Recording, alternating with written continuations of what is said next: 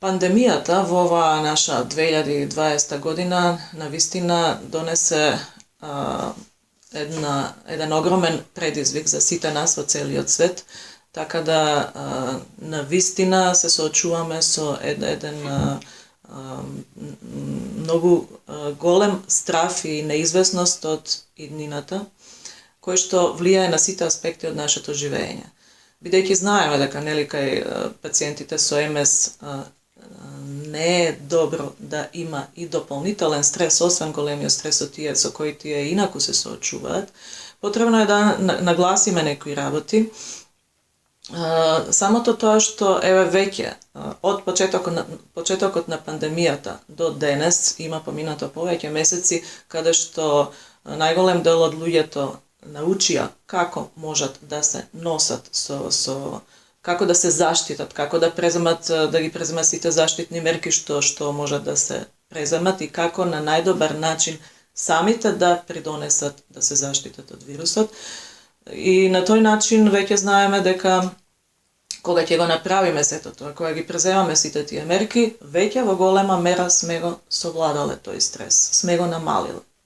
Она што дополнително треба да го правиме, и особено пациентите со МС, кои што треба максимално да внимаваат на тоа да немаат голем стрес во нивните животи, за да не им се влошува состојбата.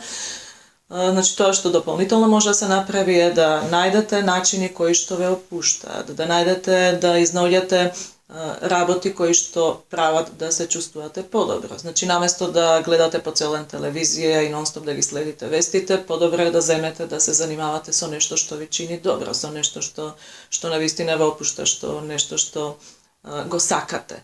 Како, например, не знам, да гледате некој филм, некоја комедија, да читате книга, да слушате музика и така натаму. Да правите што повеќе од оние работи кои што знаете дека ќе направат секој следен момент да се чувствувате подобро.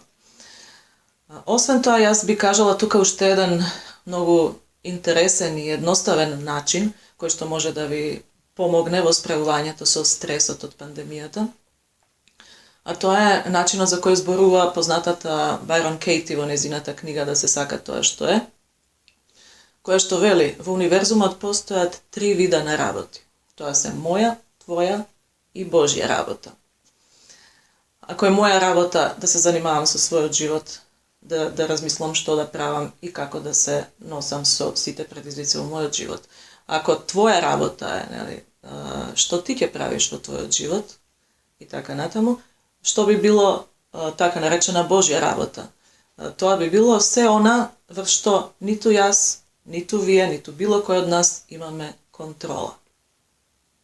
Што би значило? Во таа така наречена Божја работа би спаѓале размислувања за земјотреси, за поплави, за војни и во случајов пандемија. Значи, тоа се предизвикува катастрофично размислување. Значи, нашите мисли одат под еден таков стрес, одат во несакан правец и тоа е она што сакаме да го спречиме. Како можеме тоа да го постигнеме? Со тоа што, кога ќе сватиме дека стрес ни предизвикува секогаш кога ние ментално влегуваме или се мешаме во таа така наречена Божја работа, ние ќе сватиме дека за да успееме да го надминеме стресот и за да се осеќаме подобро, е потребно да се фатиме дека ментално се наоѓаме во Божјата работа, а не во својата. Бидејќи кога сме таму или кога се мешаме во туѓата работа, ние сме отсутни од својата. А кога сме отсутни од својата работа, ние го чувствуваме одвоеност, чувствуваме осаменост, се чувствуваме лошо и тогаш ги имаме сите, ги чувствуваме сите последици од стресот. Значи, доволно е во еден момент кога чувствувате стрес и кога се чувствувате лошо, кога имате некои негативни чувства, да се запрашате во чија работа се наоѓам ментално сега. И тоа ќе биде доволно да забележите дека не сте во својата работа, отсутни сте од својата работа.